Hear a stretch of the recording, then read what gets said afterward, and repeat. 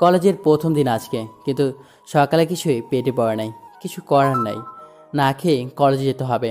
হাঁটা দিলাম কলেজের উদ্দেশ্যে। 30 মিনিটের রাস্তা। আমাদের বস্তি থেকে কলেজে যেতে যেতে যেতে আমার পরিচয়টা দিয়ে দিই। আমি মাহমুদুল হাসান, সবাই মাহমুদ বলেই ডাকে। আমার বাবা আমার জন্মের আগেই মারা গেছেন, আর মা ক্লাস 9-এ যখন পড়ি তখন মারা যায়। বলতে গেলে দুনিয়াতে আমার আর কেউ নেই, মানে এতিম। আসলে মা মারা যাওয়ার পর থেকে একটা সুতার কারখানায় কাজ করে অনেক কষ্টে লেখাপড়াটা চালিয়ে গিয়েছি, কিন্তু এখন একটা রিক্সা চালাই। রিক্সা চালিয়ে যা পাই তা দিয়ে দিনটা কেটে যায়। আর আমি কিছু টাকা জমিয়েও রাখি একটা মাটির ব্যাংকে। রিক্সা চালানোর টাকা দিয়েই কলেজে ভর্তি হয়েছি। পরিচয় দিতে দিতে কলেজে চলে আসি। গেট দিয়ে ভিতরে ঢুকতেই আমার কলিজাটা কেঁপে উঠল, কারণ মাঠের মধ্যে কয়েকটা মেয়ে কয়েকটা ছেলেকে হকি স্টিক দিয়ে মারছে। আমি তো তা দেখে যেই না খিচে একটা দৌড় দিব, তখনই ওইখান থেকে একটা মেয়ে ডাক দিল। ওই ছেলে, এদিকে আয়। আমি ভয়ে ভয়ে তাদের সামনে গেলাম। দেখি একটা মেয়ে পেছন ফিরে কার সাথে যেন কথা বলছে। তখনই মেয়েগুলার মধ্যে থেকে একজন বলে উঠল, কি রে খ্যাপ, তোর নাম কি আর কলেজে কি তোর? আমি এই কলেজে নতুন আসছি আজ। আর তখনই সব মেয়েগুলাই জোরে জোরে হেসে দিল। আর ফোনে কথা বলা মেয়েটা বলল। উফ, আস্তে হাসাহাসি কর তোরা। তখনই সবাই চুপ হয়ে গেল। তুই কলেজে পড়তে আসছিস? তোর এই অবস্থা কেন? আর এ কি পরে কলেজে আসছিস? ছি, গন্ধ বের হচ্ছে গা থেকে। আমি চুপ।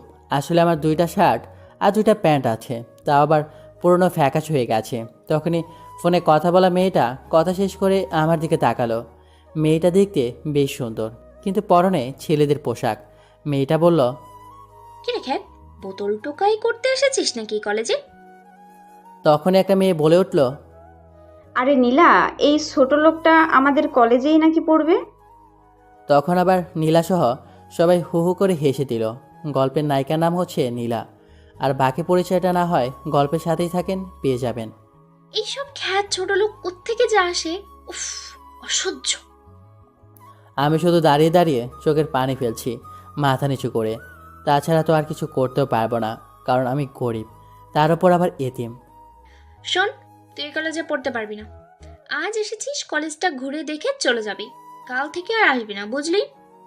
আপু, আপনার অনেক বড় লোক, আপনার যা ইচ্ছা তাই করতে পারবেন, কিন্তু দয়া করে আমাকে এই কলেজ থেকে চলে যেতে বলবেন না। আচ্ছা আচ্ছা, কান্না করিস না। তোকে এই কলেজ থেকে বের করবো না, কিন্তু একটা শর্ত আছে। যদি শর্ত মানতে পারিস, তাহলেই তুই এই কলেজে থাকতে পারবি। জি আপু, আমি আপনার সব শর্তে রাজি আছি, তাও আমাকে এই কলেজ থেকে বের করবেন না। তোর কাজ হচ্ছে তুই প্রতিদিন কলেজে এসেই আমার জুতা পরিষ্কার করে দিবি, তাহলেই তুই কলেজে থাকতে পারবি, বুঝলি? এখন আমার চোখের সামনে থেকে দূর হ।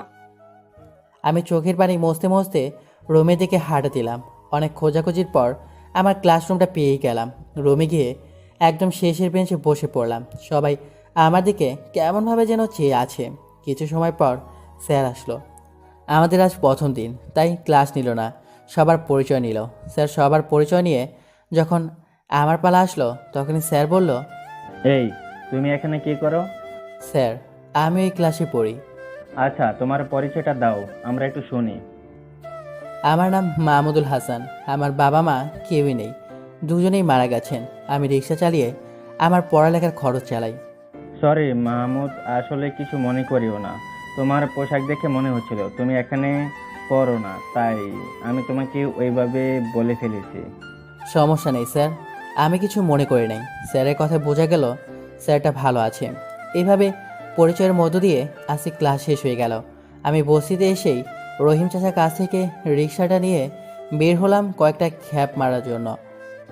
কয়েকটা খ্যাপ মেরে কিছু টাকা হলো। অনেক ক্ষুধা লেগেছে, তাই রিক্সাটা এক সাইডে রেখে কিছু খেয়ে নিলাম। পরে আবার রিক্সা চালাতে লাগলাম। রাত যখন 11টা বাজে তখন বাসায় ফিরছি। তখন একটা গাড়ি আমার রিক্সার সামনে থামলো। আমিও ব্রেক করে কোনো মতো থেমে সামনে তাকিয়ে আছি আর বোঝার চেষ্টা করছি কি হলো। আর তখনই একটা মেয়ে নেমে আসলো। আরে, এটা তো নীলা আপু। কিরে, তুই রিক্সা চালাস? হ্যাঁ আপু, আমি রিক্সা চালাই। এখন কই যাস? বাসায় যাব। তুই আমাকে আমার বাসায় নামিয়ে দিয়ে। আপনার গাড়ি তো আছে, তাহলে আবার রিক্সায় কেন যাবেন? আর আমিও এখন আর রিক্সা চালাবো না। বস্তিতে ফিরে যাব, অনেক রাত হয়েছে আর আমি অনেক ক্লান্ত এখন। আমি এখন গাড়িতে যাব না, তো রিক্সা করেই আমি বাসায় যাব। বলেই রিকশায় উঠে বসলো আর জোরে করে ও ড্রাইভারকে বলল, ড্রাইভার, আপনি গাড়ি নিয়ে চলে যান, আমি আসছি। কি যা, এখন আমাকে আমার বাসায় নামিয়ে দিয়ে আয়। দেখেন আমি আর সারাদিন রিক্সা চালাচ্ছি, আমি আসলে অনেক ক্লান্ত। যাবি নাকি কলেজ থেকে বের করে দেবো? আমি আর কিছু না বলে ক্লান্ত শরীর নিয়ে রিক্সা চালাতে লাগলাম। কিন্তু আমি তো নীলাদের বাসা চিনি না, তাই নীলাকে বললাম, নীলা আপু কোথায় যাবেন? নীলা আপু যে জায়গার নাম বলল সেখানে নীলা আপুকে নামিয়ে দিয়ে আসতে আসতে রাত 2টা বেজে যাবে। এত রাস্তা অনেক দেরি হয়ে যাবে। তাই নীলাকে বললাম, আপু প্লিজ আপনি অন্য একটা গাড়িতে চলে যান, আপনার বাসা তো এখান থেকে অনেক দূরে। উফ, এই এত কথা বলিস কেন? হ্যাঁ, কোনো কথা না বলে তুই রিক্সা চালা। বুঝতে পারলাম আপু এটা ইচ্ছা করে করলো, তাই কিছু না বলে অনেক কষ্টে নীলাদের বাড়িতে সামনে আসলাম। তখন নীলা বলল, দাঁড়া, এটাই আমার বাড়ির, রিক্সা থামা। আমি রিক্সা থামিয়ে বসে রইলাম আর নীলা রিক্সা থেকে নেমে আমাকে একটা 1000 টাকার নোট এগিয়ে দিল। আমার কাছে ভাঙটি নাই আপু। তুই পড়াটাই রেখে দে। সরি আপু, রিক্সা চালাতে পারি বাট দয়ার পাত্র হতে পারবো না, আপনার ভাড়া দেওয়া লাগবে না বলেই রিক্সা টান দিয়ে চলে আসলাম। নীলা পেছন থেকে অনেক ডাকাডাকি করছে, কিন্তু আমি কোনো উত্তর না দিয়েই চলে আসলাম। বাসায় এসে দেখি রাত 3টা বেজে গেছে। আজকে অন্যদিনের চেয়ে একটু বেশি টাকা পেয়েছি, তাই সকালের খাবারের টাকা রেখে বাকিটা ব্যাংকে রেখে দিলাম।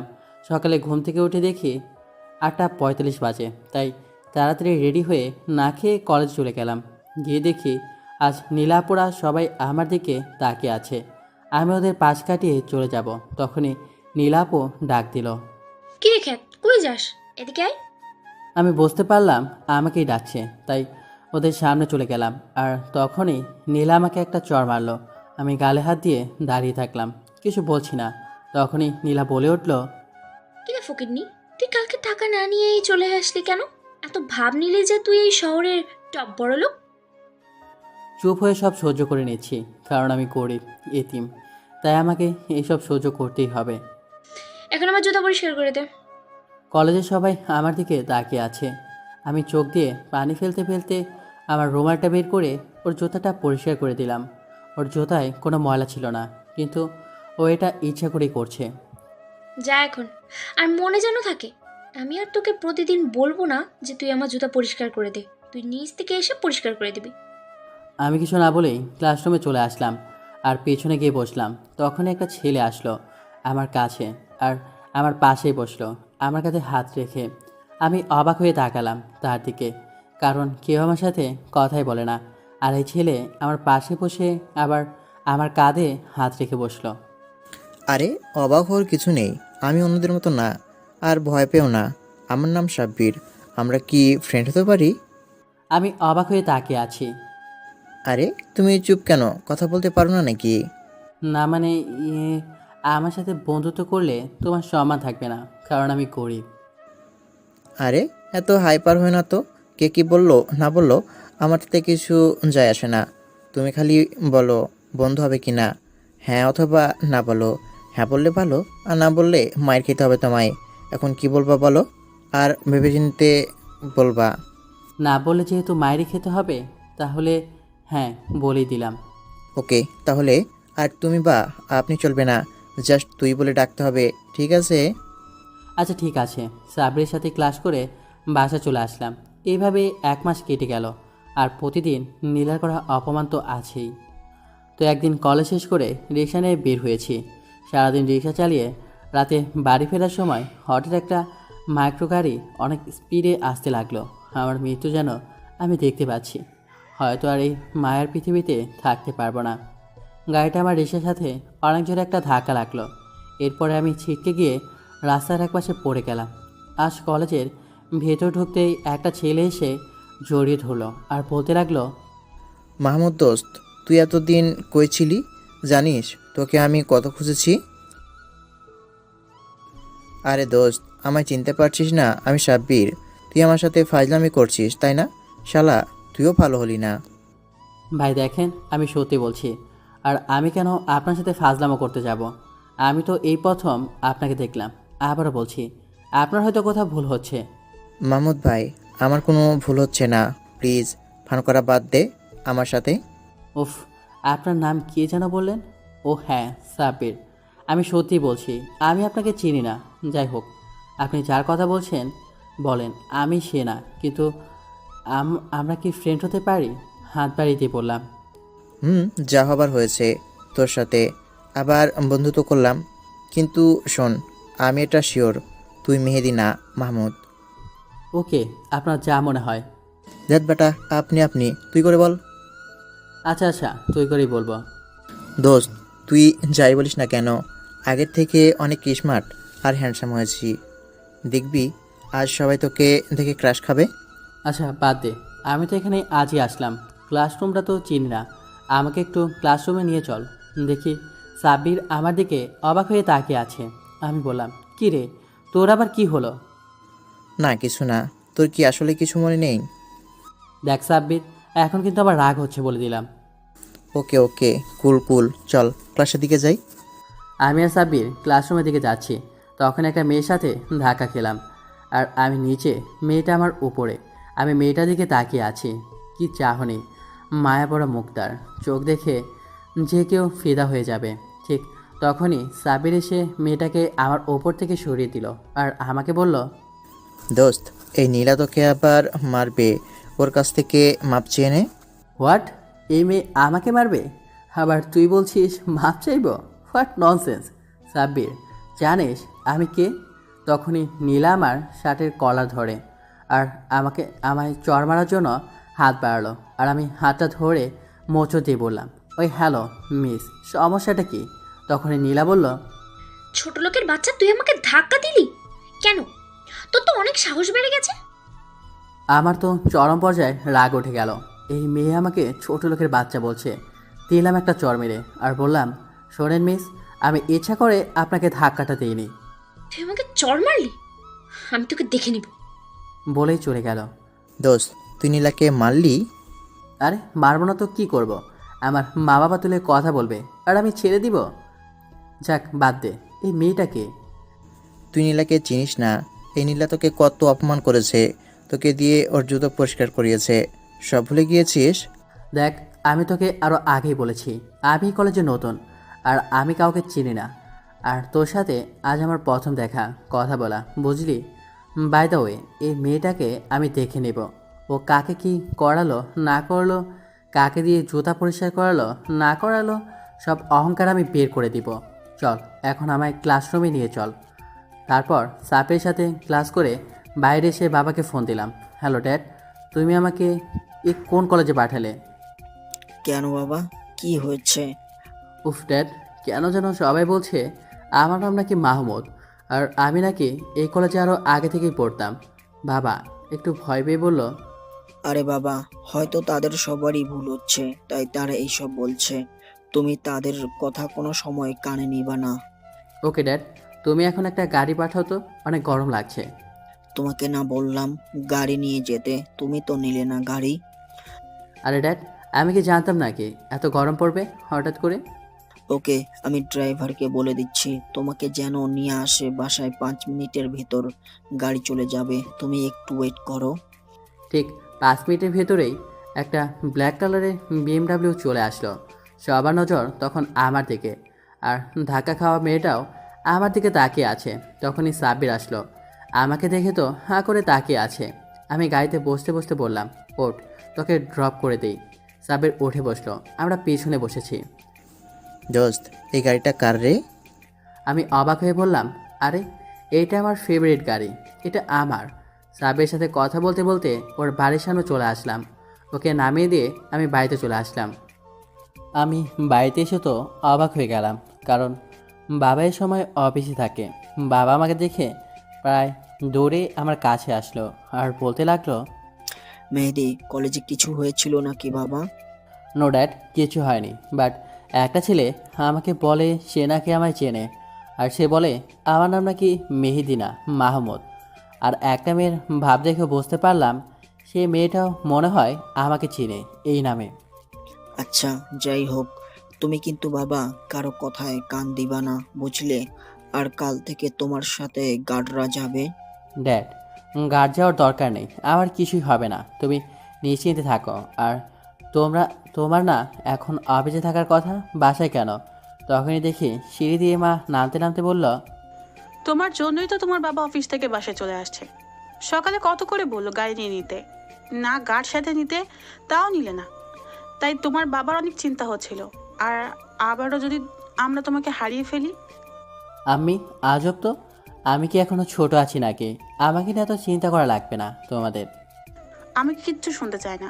কালকে থেকে তোর সাথে গার্ডরাও যাবে প্রোটেক্ট করার জন্য। ব্যাস, এটাই আমার শেষ কথা। মা কি বলছো তুমি? দেখো আমার কিছু হবে না। বাবা, তুমি যদি আমার কথা না শুনো তাহলে আমি খাওয়া দাওয়া বন্ধ করে দিব বলে দিলাম। ওকে ওকে, আমি কাল থেকে গার্ড নিয়ে যাব, তাও তুমি খাওয়া দাওয়া বন্ধ করবে না। তখনই বাবা বলল, আচ্ছা মেহেদি, তোমায় যে ছেলে মাহমুদ বলে ডাকছিল কালকে একটু বাসায় নিয়ে আসবা, কেমন? আর মেয়েটাকেও। আমি কিছু মনে না করেই বললাম, ড্যাড, ছেলেটা আমার সাথেই পড়ে, আর মেয়েটা হয়তো আমার 2 বছর সিনিয়র। কিন্তু বাবা, মেয়েটাকে আমার পছন্দ হয়েছে, দেখতে বেশ সুন্দরী। বাট ড্যাড, মেয়েটার অনেক অহংকার। সত্যি বলছো বাবা? তাহলে মেয়েটার ঠিকানাটা আমাকে এনে দাও, আমি বিয়ের কথা বলে তোমাদের বিয়েটা দিয়ে দেই। তাহলে তোমার মায়ের জন্য ভালোই হবে। সারাদিন বাসায় একা একা বসে থাকে, গল্প করার জন্য সাথী পাবে। ড্যাড, তোমাকে না বললাম মেয়েটার অনেক অহংকার? আগে মেয়েটার অহংকার ভেঙে নেই, তারপর না হয় বিয়ে। ওকে মাই সান, তোমার যা ইচ্ছা, বাট ছেলেটাকে কাল বাসায় আনতে একদমই ভুলবে না, কেমন? এখন আমি অফিসে যাই, অনেক কাজ পেন্ডিং হয়ে জমা পড়ে আছে। বাবা চলে গেলেন। বাবা যাও, এখন ফ্রেশ হয়ে আসো, মা ছেলে ডিনারটা সেরে ফেলি। আম্মি, তুমি এখনো ডিনার করনি? বাজে কয়টা? এত কেয়ারলেস হলে চলবে? নিজের দিকে খেয়াল দাও। বাবা, তুমি জানো না তোমার সাথেই আমি খাবার খাই। ওকে আম্মি, সরি। তুমি জাস্ট 10 মিনিট ওয়েট করো, আমি যাবো আর আসবো। আমার অনেক ক্ষুধা লেগেছে। খাবার খেয়ে রুমে এসে কিছু সময় ফোন ঘাটাঘাটি করতে করতে ঘুমিয়ে পড়লাম। চোখ খুলে দেখি মা আমার মাথায় হাত ভরিয়ে দিচ্ছে। আমি মায়ের কোলে মাথা রেখে আবার ঘুমিয়ে পড়লাম। রাতে খাবার খেয়ে সাব্বিরকে ফোন দিলাম আর নীলা সম্পর্কে সব কিছু জেনে নিলাম। সাব্বিরের কথা শুনে রাগটা চরম পর্যায়ে উঠে গেল। নীলা নাকি মাহমুদ নামক ছেলেটাকে ওর জুতা পরিষ্কার করাতো। আমি মনে মনে ভাবতে লাগলাম, নীলা, আমি তোমাকে দেখে নিব। মাহমুদের সাথে নীলা কী করেছে সব কিছু সাব্বিরের কাছ থেকে শুনে ঘুমিয়ে পড়লাম। সকালে ঘুম ভাঙলো মায়ের ডাকে। ঘুম থেকে উঠে ফ্রেশ হয়ে রেডি হলাম। আজকে শ্বাসটা দিলাম অন্যরকম। কালো শার্ট, কালো প্যান্ট, চুলগুলো জেল দিয়ে স্পাইক করে নিলাম। কাল একটু নর্মালভাবেই কলেজে গিয়েছিলাম, বাট আজকে শ্বাসটা দেওয়ার কারণ হলো নীলা, বুঝতেই তো পারছেন। নাস্তা করে কলেজে যাচ্ছি, সামনে একটা গাড়ি, পরে আমি সেই গাড়িতে বসেছি। তারপর আর 2টা গাড়ি করে কলেজের গেট দিয়ে দামি দামি গাড়িগুলা শো শো করে ভিতরে ঢুকে গেল। আর সবারই নজর আমার দিকে, সবাই হাঁ করে তাকিয়ে আছে। গার্ড গাড়ির দরজা খুলে দিল। আমি বের হলাম। গার্ড আমার পেছনে আর সামনে দাঁড়ালো। আমি নেমে নীলাকে খুঁজলাম, বাট দেখলাম না। মাঠেও নেই, ওর তো এখানেই থাকার কথা। সাব্বিরের কাছে শুনে যা বুঝেছিলাম, মনে হয় আসেনি এখনও। তখনই সাব্বির আসলো, বাট গার্ডগুলা আমার কাছে আসতে দিতে যাচ্ছে না। তাই আমি বললাম, ওকে আসতে দাও। পরে গার্ডদের বাইরে রেখে আমি আর সাব্বির ক্লাসে চলে আসলাম। আর ক্লাসের সব মেয়েরাই আমার দিকে নজর হাঁক হয়ে সবগুলা তাকিয়ে আছে। ক্লাস শেষ করে বের হচ্ছি, তখনই নীলার সাথে ধাক্কা খেলাম। নীলা পড়ে গেল। আমি হাত বাড়িয়ে দিলাম। নীলা উঠে আমাকে যে একটা থাপ্পড় দেবে, তখনই গার্ড ওর হাত ধরে ফেললো। আমি তো গার্ডদের ওপর অবাক হয়ে গেলাম আর বললাম, তোমরা এখানে কেন? তোমাদের না মাঠে থাকতে বলেছি? সরি স্যার, আপনার বাবা রুমের দরজা পর্যন্ত থাকতে বলেছে। নীলা তো অবাক হয়ে একবার আমার দিকে তাকাচ্ছে আর একবার গার্ডদের দিকে তাকাচ্ছে। তখনই গার্ডগুলা নীলাকে বলতে লাগলো, এই মেয়ে, আপনার তো সাহস কম না, আপনি স্যারকে থাপ্পড় মারতে আসেন? দাঁড়ান, একটু আপনার ব্যবস্থা নিচ্ছি। উফ, ব্যাপারটা আমি দেখছি, তোমরা একটু চুপ থাকো, আর না হলে ড্যাডের কাছে তোমাদের নামে কমপ্লেন দিব। Sorry sir. সমিস আপনার নাম? ও হ্যাঁ, নীলা চৌধুরী। যাই হোক, আপনি আমাকে নিশ্চয়ই মাহমুদ ভাবছেন, তাই তো? আসলে আমি মাহমুদ না, আমি মেহেদি। মাহমুদকে যতটুকু দুর্বল ভেবেছেন তা কিন্তু আমি না। সো ভেবেচিন্তে লাগতে আসবেন, মাইন্ডেড। বলেই পাশ কাটিয়ে চলে আসলাম। পরক্ষণেই বাবার কথা মনে পড়ে গেল। বাবা তো সাব্বিরকে সাথে করে নিয়ে যেতে বলেছে, তাই সাব্বিরকে ফোন দিলাম আর গেটের সামনে দাঁড়াতে বললাম। সাব্বিরকে সাথে নিয়ে বাসায় আসলাম। বাসায় এসে দেখি বাবা অফিসে, তাই রাগ উঠলো বাবার ওপর। সাব্বিরকে নিয়ে আসতে বলে এখন নিজেই বাসায় নেই। রাগে দিলাম বাবাকে ফোন। হ্যালো ড্যাড, তুমি কোথায়? কেন বাবা, কি হয়েছে? ড্যাড, তুমি না সাব্বিরকে বাসায় আনতে বললে? সাব্বিরকে নিয়ে আসছি, বাট তুমি? সরি বাবা, তুমি সাব্বিরকে আমার অফিসে পাঠিয়ে দাও, সাব্বিরের সাথে আমার কথা আছে। হোয়াট ড্যাড, এটা কোন ধরনের কথা বলছো? ও আমাদের গেস্ট। গেস্টকে তো আমি অসম্মান করতে অফিসে পাঠিয়ে দিতে পারি না, তাই না? ওকে ওয়েট, তুমি সাব্বিরের কাছে ফোনটা দাও। সাব্বির, বাবা তোর সাথে কথা বলবে, নে ধর।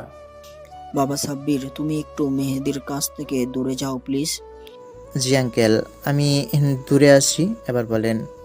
আসলে বাবা, আমি তোমাকে কিছু পার্সোনাল কথা বলতে চাই।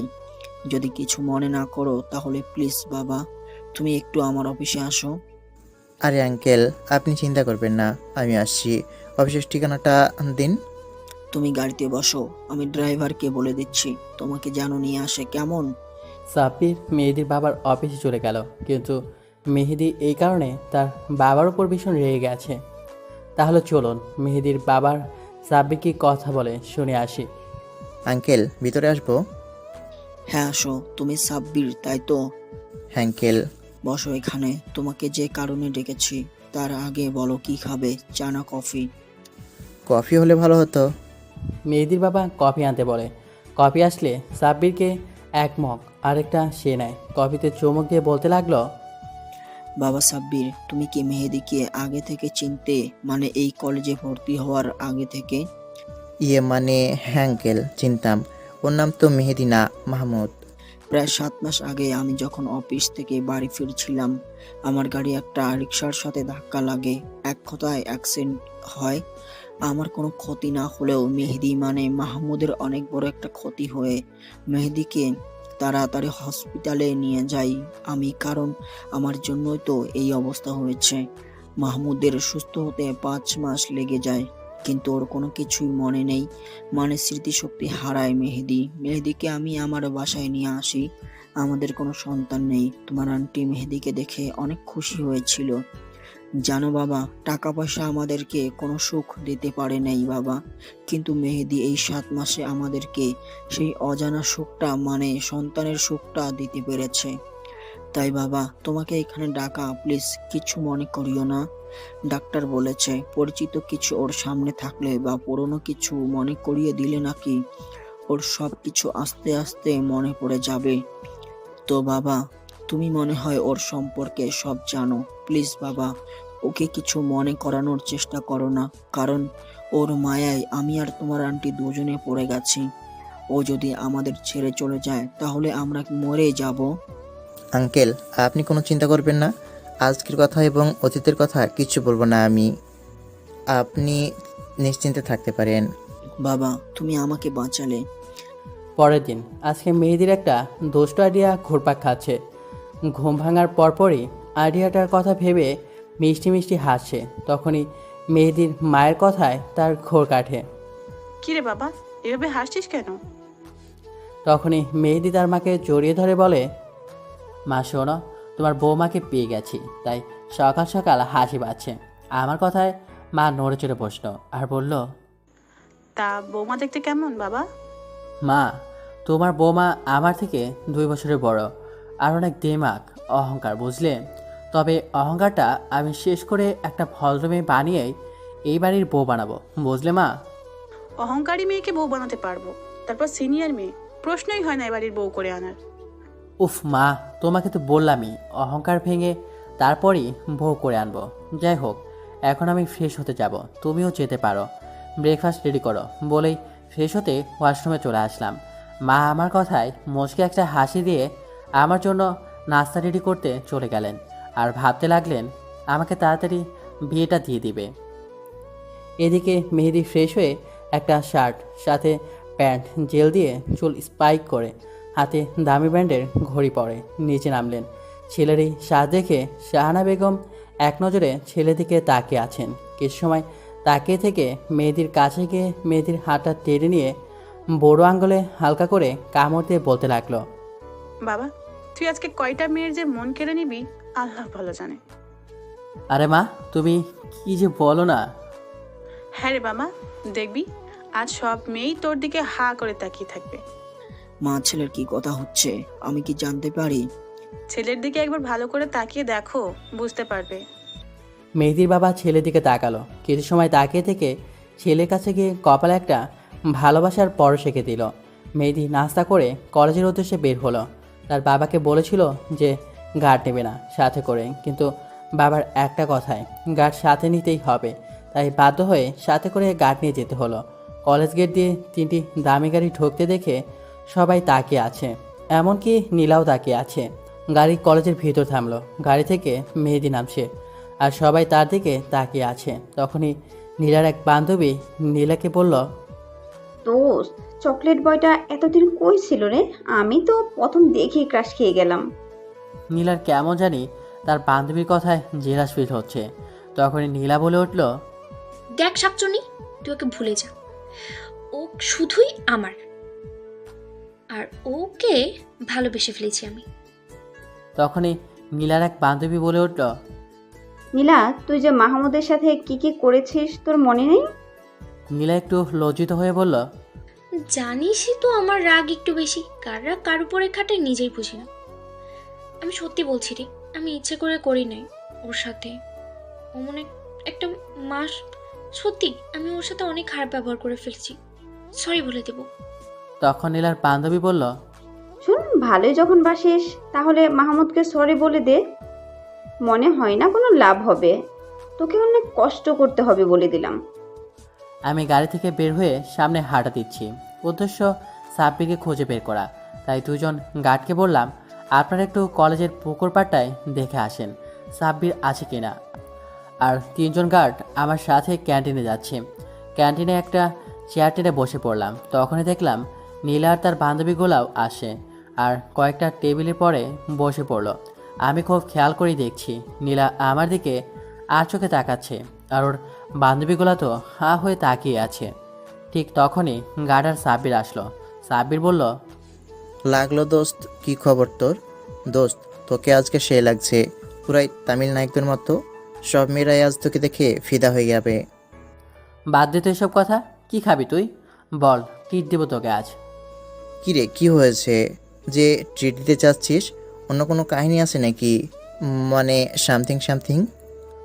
তুই ঠিক ধরেছিস, তেমন কিছু একটাই, বাট অনেক কাহিনী করব, বুঝলি? কাহিনী করবি মানে? কিছুই মাথায় ঢুকছে না। আমি বুঝতে পারছি যে নীলামে এটা অহংকারী, তাই তাকে একটু নাচাবো, বুঝলি?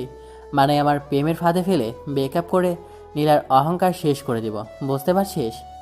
ও আচ্ছা, ভালো কথা। তুই কি নীলার বাবাকে চিনিস?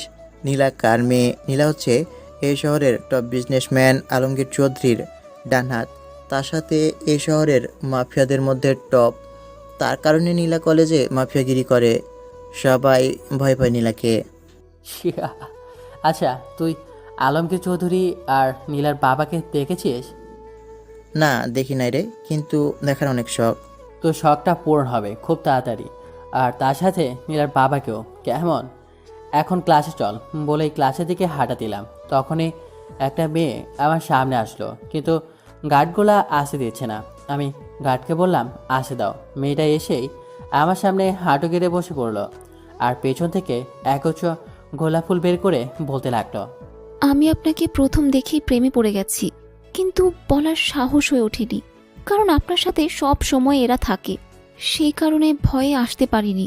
কিন্তু আমি আমার মনের কথা না বলে আজ থাকতে পারলাম না, সাহস করে বলেই ফেললাম।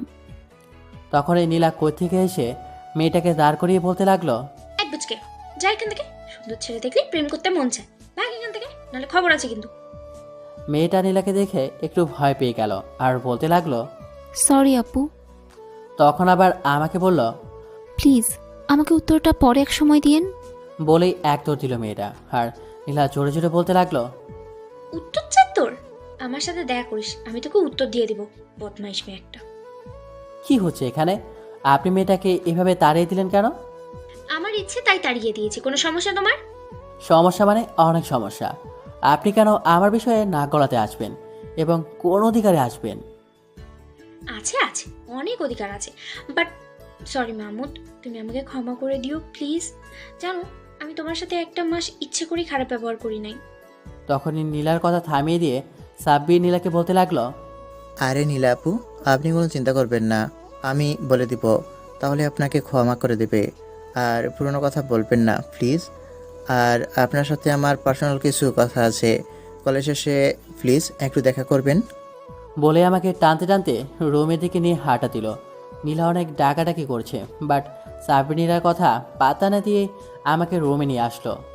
আরে ভাই, তুই এইভাবে আমাকে নিয়ে আসলি কেন? মাত্রই তো নীলার জেলাস ফিল হচ্ছিল, দেখলি না? আরে দোস্ত বাদ দে তো, ওকে জেলাস ফিল করানোর জন্য আরও অনেক সময় পাবি। তখনই ক্লাসে স্যার আসলেন। আমরা আর কথা না বাড়িয়ে ক্লাসে মনোযোগ দিলাম। ক্লাস শেষ করে সাব্বিরকে সাথে আনতে চাইলাম, বাট আসলো না। কি যেন কাজ আছে বলে কলেজে থেকে গেল, আর আমি বাসা চলে আসলাম। তো চলেন, সাব্বির কেন আমার সাথে আসলো না ক্লিয়ার করে দেই। সাব্বির ক্লাস শেষ করে নীলার সাথে দেখা করার জন্য আমার সাথে আসে নাই। কিছু সময় অপেক্ষা করার পর নীলা আসলো। এই সাব্বির, তুমি মাহমুদকে ওইভাবে টেনে নিয়ে গেলে কেন? জানো, আমার ওর সাথে অনেক কথা আছে। প্লিজ নীলা আপু, আপনি আর মাহমুদকে বিরক্ত করবেন না, আমি আপনাকে হাত জোর করে বলছি। আরে আরে, কি করছো এসব? আমি কেন মাহমুদকে বিরক্ত করব? আমি তো মাহমুদকে ভালোবাসি। কি মাহমুদকে ভালোবাসেন মানে? আপনি 6 মাস আগের কথা ভুলে গিয়েছেন? আর এই এক সপ্তাহ কি কি করেছে তাও কি ভুলে গিয়েছেন? আসলে সাব্বির, আমার মাথা গরম হয়ে গেলে কখন কি করি আমি নিজেই জানি না। আমি যে মাহমুদের সাথে খারাপ ব্যবহার করেছি সেটা একেবারে ইচ্ছে করে করি নাই। ওই একটা মাস আমার বাবা দেশের বাইরে গিয়েছিল, আমি বাসায় একা ছিলাম, আর বাবা আমাকে কোনো সময়ই দেয় না, তাই আমার রাগটা একটু বেশি, কন্ট্রোল করতে পারি না। আমি সত্যি মাহমুদকে এই এক সপ্তাহে ভালোবেসে ফেলেছি। প্লিজ তুমি আমাকে ওর থেকে দূরে দূরে থাকতে বলো না। আমি আপনাকে কিছু কথা বলবো আর কিছু শর্ত দিব। আপনি যদি শর্তগুলো মানতে পারেন তাহলে আমি আপনাকে মাহমুদের কাছে যেতে দিব। বলো কি শর্ত মানতে হবে আমাকে, আমি সব মানতে রাজি।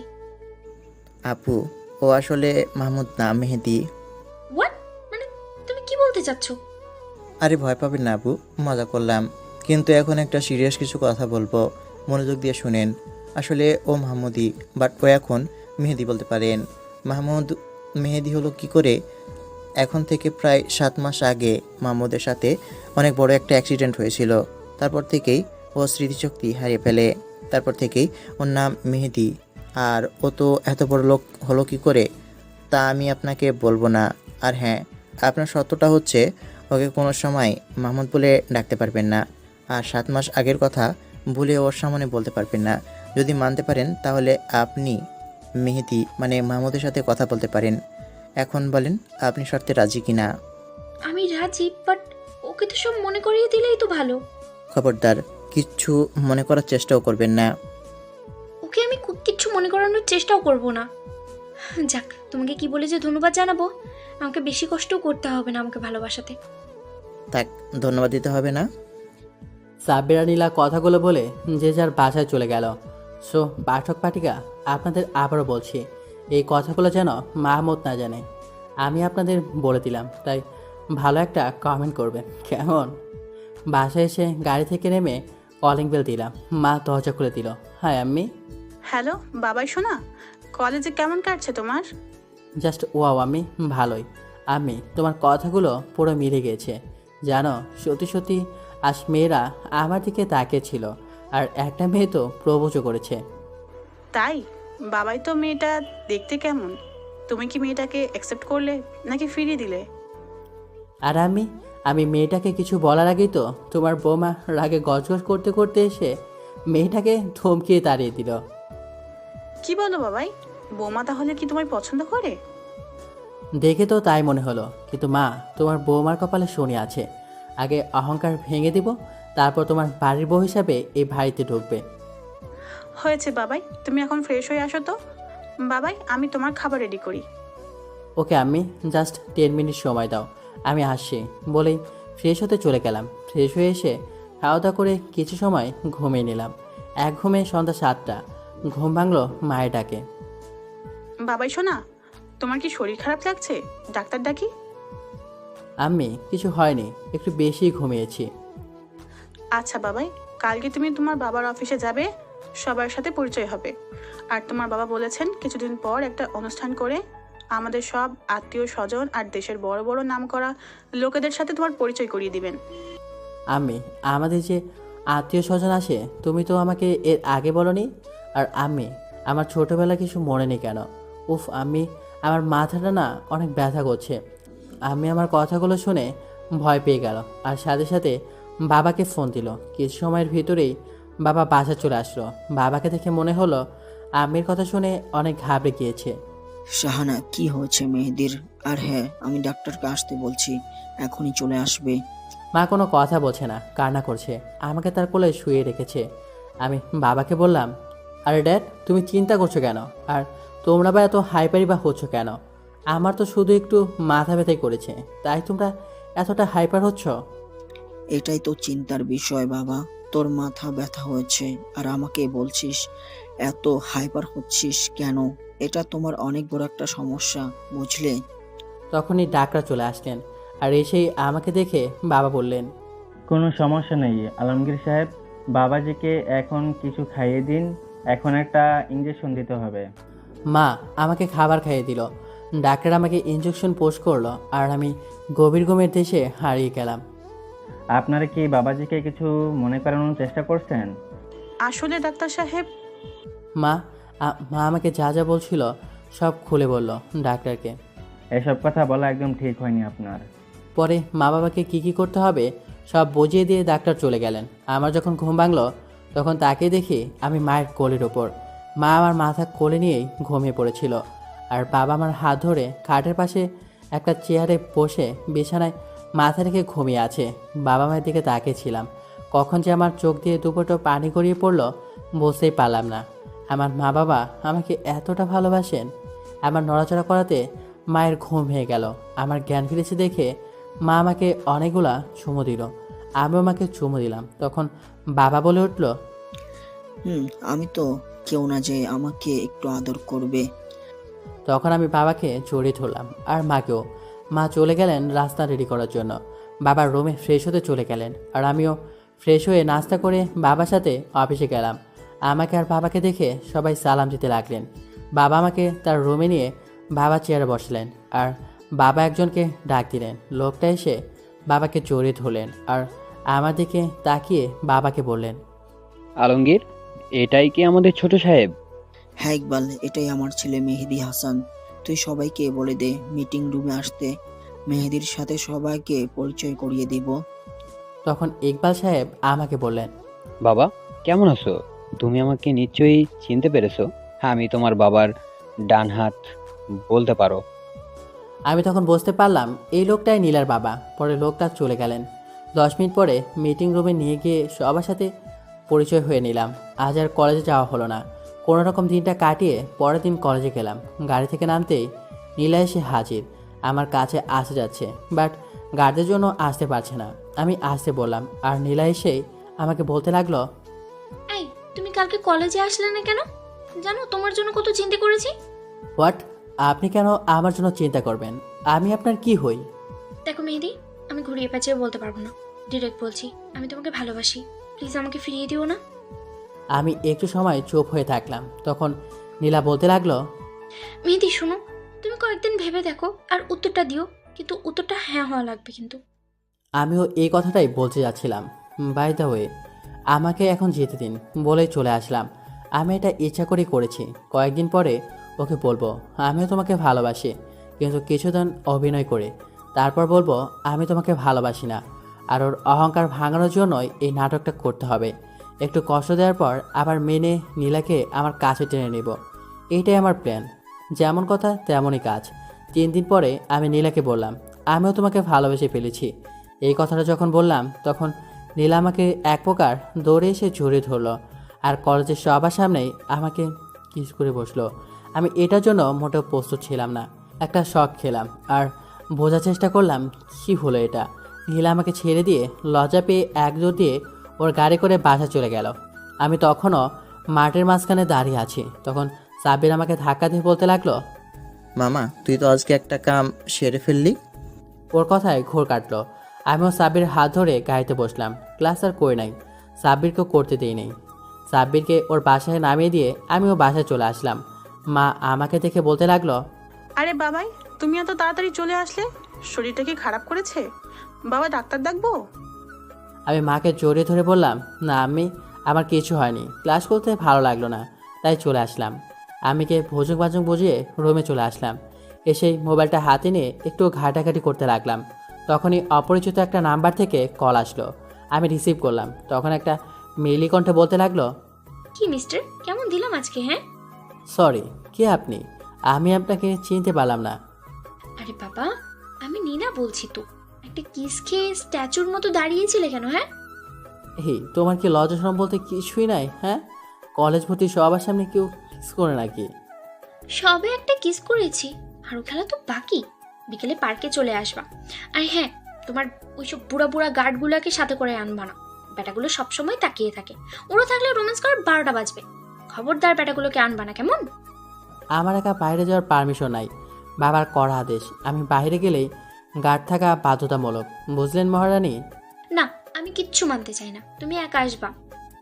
আরে কান্না করো না, আচ্ছা দেখছি কি করা যায়। বিকেল তো আগে আসো, সে বিকেলেই দেখা যাবে। অনেকক্ষণ নীলার সাথে কথা বলে গোসল করে দুপুরে খাবার খাওয়ার সময় আম্মিকে বললাম, আম্মি, আমি আজকে একটা জায়গায় যাব। বাবাই যাবে, পারমিশন কেন নিচ্ছ? আমি একা যাব, গার্ডদের নিষেধ করে দিও, তারা যেন আমার সাথে না যায়। কি বলো বাবাই, তোমার বাবা আমাকে কড়াভাবে বলে গিয়েছে তুমি যদি কোথাও যাও তাহলে সাথে যেন গার্ড নিয়ে যাও। একা যেতে সম্পূর্ণ নিষেধ করেছেন তোমার বাবা। ও আম্মু প্লিজ, তুমি একটু ম্যানেজ করো। তোমার বাবা যদি কোনোভাবে জানতে পারে তুমি একা একা বাইরে গিয়েছো, তাহলে আমাকে অনেক কথা শুনতে হবে। এখন বলো, আমাকে তুমি কি কথা শোনাবা? আর আম্মু, আমি তোমার বৌমার সাথে দেখা করতে যাব, প্লিজ তুমি কিছু একটা করো। লজ্জা লজ্জা ভেঙে বলেই ফেললাম। তখন আম্মু কি যেন ভাবতে লাগলো, তারপর বলল, ওকে বাবাই, তুমি শুধু 2 ঘন্টার জন্য যেতে পারবে, কারণ তোমার বাবা আসতে আরো 3 ঘন্টা সময় আছে। তুমি এই সময়ের ভিতরে বৌমার সাথে দেখা করে চলে আসবে, কেমন বাবাই? ওকে আম্মু বলেই রুমে এসে রেডি হয়ে চলে আসলাম পার্কে। আসার পর নীলাকে ফোন দিলাম। নীলা বলল পার্কের ভিতরে যেতে, তাই চলে গেলাম। গিয়ে দেখি মহারানী কালো শাড়ি পরে দাঁড়িয়ে আছে। নীলাকে দেখেই তো পুরোপুরি ফিদা হয়ে গেলাম। আমি কমকেশে বেশ ভালো করেই গেট আপ দিয়েছি। নীলা তো এসেই আমাকে জড়িয়ে ধরলো আর বলল, এত সময় লাগে আসতে? জানো কত সময় ধরে ওয়েট করছি তোমার জন্য? মনে মনে বলতেছি, করো, বেশি করে ঢং করো, কয়দিন যাক, কত জানে কত চাল সব বের করে দিব। আই, কি হলো, কি তো ভাবছো? আরে না, তেমন কিছু না, আম্মুকে সামলিয়ে আসতে একটু লেট হয়ে গেছে। ওকে, নো প্রবলেম। আচ্ছা মেহেদি, আমরা বিয়ে কবে করব? আরে মাত্রই তো প্রেম শুরু করলাম, আর এখনই বিয়ের প্ল্যান করে ফেলছো? বাহ। আমি আমার বাবাকে তোমার কথা বলবো কালকে, কেমন? আরে না, এত তাড়াতাড়ি না, কয়েকদিন জমি প্রেম করে নেই, তারপর কেমন। আর আমার পড়ালেখা আগে শেষ হোক, আরও এনে বিনিয়ে কোনো রকম বোঝালাম। বিয়ে করলে তো এর অহংকার আরও বেড়ে যাবে। আগে ভালো করে না যাবো সুন্দরী, তারপর বিয়ে। এখনও তো অনেক কষ্ট সহ্য করতে হবে তোমার। কি এত ভাবো তুমি? আচ্ছা আচ্ছা, চলো তো ওই দিকটা একটু। কেন? এখানকার পরিবেশটা অনেক সুন্দর, আর তুমি জঙ্গল থেকে কি পাইলা? আরে চলোই না, তোমাকে একটা ম্যাজিক দেখাবো। ওকে চলো, দেখি কি ম্যাজিক দেখাও। নীলার সাথে একটু আড়ালে গেলাম। এখান থেকে মানুষ কম দেখা যায়, সেখানেও একটা বসার জন্য চেয়ার দেওয়া আছে, তাই নীলা আমাকে বসতে বলল। বসে পড়লাম, আর নীলাও বসে পড়েছে। তখন আমি নীলাকে জিজ্ঞেস করলাম, দেখাও কি ম্যাজিক দেখাবা? তখনই নীলা আমার বলল, আচ্ছা তুমি চোখটা বন্ধ করো, আমি দেখাচ্ছি। আরে চোখ বন্ধ করলে দেখবো কিভাবে? তুমি শুধু চোখটা একটু বন্ধ করো, পরে এমনিতেই তোমার চোখটা অটোমেটিক্যালি খুলে যাবে, আর ম্যাজিকটাও দেখতে পাবে। কথা বাড়ানো বাদ দিয়ে এখন চোখটা বন্ধ কর তো। কি আর করার, বন্ধ করে নিলাম চোখটা। একটু পর চা ঘটলো, তার জন্য আমি মোটেও প্রস্তুত ছিলাম না। নীলা আমাকে তার ঠোঁট দিয়ে আমার ঠোঁটে লাগে লিপ কিস করলো, আর আমার চোখ সত্যি সত্যি অটোমেটিক্যালি খুলে গেল। কি আর করার, আমিও তার সাথে রেসপন্স করতেছিলাম। কত সময় এভাবে ছিলাম জানি না, তবে বেস্ট একটা ফিলিংস কাজ করছিল, যা বলে বোঝানো যাবে না। তখনই মায়ের ফোন। উফ, নীল এই সময় কে ফোন দিল? আরে আমার আম্মু ফোন দিয়েছে, একটু চুপ থাকো বলেই মায়ের সাথে কথা বলতে লাগলাম। হ্যাঁ আম্মু বলো। বাবাই, তুমি তাড়াতাড়ি বাসায় চলে আসো, তোমার বাবার আসার সময় হয়ে যাচ্ছে। ওকে আম্মু, আমি খুব তাড়াতাড়ি চলে আসি, চিন্তা করিও না। ড্যাড আসার আগেই আমি বাসা চলে আসবো। মায়ের সাথে কথা বলে ফোনটা কেটে দিলাম। কি হয়েছে? তুমি এখনই চলে যাবে? আমাকে এখনই যেতে হবে, নাহলে আমার জন্য আম্মুকে ড্যাডের কাছে কথা শুনতে হবে। আর কালকে তো কলেজে দেখা হবে আমাদের। আজ তাহলে আসি, কেমন? একটু আমার কাছে আসো তো। কেন, এখন আবার কি?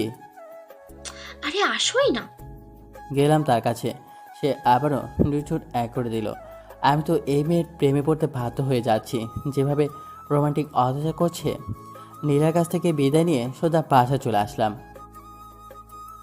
আগে বোঝার চেষ্টা করলাম সব ঠিকঠাক আছে কিনা। না, সব ঠান্ডা, কোনো সমস্যা নাই বলে যখন পেছনে তাকালাম আর যা দেখলাম নীলা আমার পেছনে দাঁড়িয়ে আছে। বেশ অবাকই হলাম এই মেয়ের কাজ দেখে। আমাকে ফলো করতে করতে আমার বাসা পর্যন্ত চলে আসলো, আর আমি টেরই পেলাম না। আরে নীলা, তুমি বাসায় আসলে কেন? এখন যদি বাবা মা জানতে পারে তাহলে কি হবে বলো তো? কি হবে? কিচ্ছু হবে না।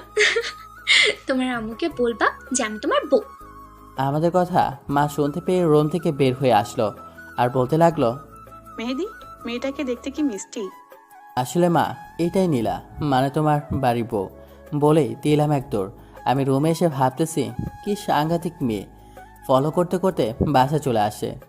তারপর ফোন নিয়ে ফেসবুকে টিপাটিপি করতেছি, হঠাৎ আমার বউটারে কেড়ে নিল, মানে ফোন কেড়ে নিল। তাকেই দেখি নীলা ফোন নিয়ে কোতাকুতি করে আবার ফোনটা রিটার্ন দিল আর জড়িয়ে ধরলো। এই কি করতেছো স্যার? জোরে দোলা কেন? কেউ যদি চলে আসে তখন কি হবে? কি আর হবে, দেখে ফেলবে আর বিয়ে দিয়ে দেবে। বিয়ের পরে দেখা যাবে, তার আগে বলো তুমি আমাকে ফলো করতে করতে বাসা আসলে কেন? আমাকে বললেই তো পারতা, আমি নিয়ে আসতাম। নীলা দিকে তাকে দেখে মাথা নিচু করে আমাকে আর চোখে দেখছে। আমি জানি তুমি আনতা না বাসায়, তাই চলে এসেছি। তা তো রাগ করার কি আছে? হ্যাঁ মানে তুমি আমাকে ভালোই বাসো না। ভালো তো বাসি, বাট তোমার কপালে দুঃখ আছে। অহংকারটা ধুলোয় মিশিয়ে নিই, তারপর না হয় সত্যি সত্যি ভালোবাসবো। এই কি এত ভাবাভাবি করছো? আমি ঠিক ধরেছিলাম তুমি আমাকে ভালোই বাসো না। আরে পাগলি, আমি তোমাকে অনেক ভালোবাসি, জড়িয়ে ধরে বললাম। না, তুমি একটুও ভালোবাসো না। ভালোবাসলে তো আর জড়িয়ে ধরেই রাখতে, একটু আদর তো করতে। আদর কিভাবে করে না জানার ভান করে? ন্যাকা, আদর কিভাবে করে জানে না। দাঁড়াও দেখাইতেছি কিভাবে আদর করে। বলেই মাথা চৌধুরী টান দিয়ে যার ঠোঁট এক করে দিল। ব্যাস, কারেন্ট বয়ে গেল সারা শরীরে। কিছু সময় পর ছেড়ে দিয়ে দিল এক দৌড়, হয়তো আম্মুর কাছে গেল। আমিও আম্মুর রুমে গেলাম, গিয়ে দেখি আম্মুর কোলে মাথা রেখে গল্প করতেছে আর আম্মু মাথায় হাত বুলিয়ে দিচ্ছে। জানো মামুনি, আমি না আমার আম্মুকে জন্মের পরে দেখতে পাইনি। তোমার মতো কেউ আমাকে এইভাবেই মাথায় হাত বুলিয়ে দেয় নাই। আরে পাগলি মেয়ে আমার, কে বলছে তোর মা নেই? আমি তোর মা। মামুনি, তুমি মেয়েদের সাথে আমাকে তাড়াতাড়ি বিয়ে দিয়ে দাও। আমি আর ওই বাড়িতে থাকবো না। জানো বাবা আমাকে ঠিক মতো সময় দেয় না, শুধু অফিস আর রাজনীতি নিয়ে ব্যস্ত থাকে। বাহ, বিয়ে করার এত শখ! আমি বাবা তাড়াতাড়ি বিয়ে টিয়ে করতে পারবো না। পড়াশোনা শেষ করব, আরও 3-4টা প্রেম করব, তারপর বিয়ে করব। নীলাকে খ্যাপানোর জন্য বললাম। কি? তুই আমাকে ছাড়া আরো 3-4টা প্রেম করবি? দাঁড়া। আরে আরে, ছাড়ো ছাড়ো, কি করতেছো? তুই শুধু আমার সাথে প্রেম করবি, আর কারোর সাথে প্রেম করতে পারবি না। এদিকে আম্মু তো হাসতে হাসতে গড়াগড়ি খাচ্ছে নীলার কাণ্ড দেখে। তখন নীলা আম্মুকে বলতে লাগলো, মামুনি তুমি হাসছো কেন? তুমি তোমার ছেলেকে কিছু বলছো না কেন? তখনই আম্মু এসে আমার কান ধরে বলল। ওরে বাদর ছেলে, মেয়েটাকে থাকা, এখন আমি গেলাম। বলেই আম্মু চলে গেল। আর এইদিকে তো নীলা চোখের পানি নাকের পানি এক করে ফেলেছে, তাই আমিও মিক্স করে বসলাম। তখন নীলা কান্না অফ করে দিয়ে চোখ বড় বড় করে ফেলেছে। আমি নীলাকে ছেড়ে দিয়ে তার দিকে তাকালাম, দেখি নীলা চোখে পানি আছে, কিন্তু লজ্জা পাচ্ছে। চোখের পানি মুছে দিয়ে বললাম, কি এখন বিশ্বাস হচ্ছে তো আমি তোমাকে ভালোবাসি? আর কোনো সময় এইসব কথা বলবে না কেমন? বললে কিন্তু তোমার খবর আছে। আমি নীলার কাঁধে হাত দিয়ে আলতো করে জড়িয়ে ধরে বললাম, আরে পাগলি, আমি তো মজা করে বলেছি তোমায় একটু জেলাস ফিল করানোর জন্য। তবে রে, বলেই মারতে লাগলো। আমিও মারের হাত থেকে বাঁচার জন্য দিলাম এক দৌড়। দৌড়ে বাইরে চলে আসলাম। আমি যখন দরজার বাইরে চলে আসি তখন নীলা দরজার সামনে দৌড়ে আসে। আর তখন ড্যাড অফিস থেকে বাসায় ফিরে রুমেই যাচ্ছিল। ব্যাস, দুজনেই ধাক্কা খেয়ে ধপাস করে পড়ে গেল। ড্যাড তো অবাকের চরম পর্যায়ে, আর নীলা মেঝেতে পড়ে চোখ বন্ধ করে ফেলে। চোখ বন্ধ অবস্থায় বলতে লাগলো, মেয়েদের বাচ্চা, আজকে তোকে তো একদম খুন করে ফেলবো। মা গো, আমার কোমরটা মনে হয়ে গেছে গো। আরে আরে মা, কান্না করছো কেন? কে তুমি মা? নীলা চোখ খুলে দেখে তার সামনে একজন মধ্যবয়সী লোক তাকে এইসব কথাগুলো বলছে। আর নীলা ব্যথা পেয়ে রাগের মাথায় বলল, আপনি কে? হ্যাঁ, আমার সামনে এসে পড়লেন। আমি তো দাঁড়াতেই পারছি না ব্যথায়। না গো, মরে গেলাম। নীলার এমন কথায় বাবার বেশ হাসি পাচ্ছে। তার কাছে মনে হচ্ছে মেয়েটা অনেক চঞ্চল। তখন বাবা কিছু একটা আন্দাজ করতে পারলো, তাই বলল, আমি মেহেদির বাবা। ও, আপনি আমার শ্বশুর বাবা? আচ্ছা, এখন সরেন তো, আমি এখন আপনার ছেলেকে মারবো। আমাকে একটু টেনে তুলুন তো। কথাগুলো নিজের অজান্তেই বলে ফেললো।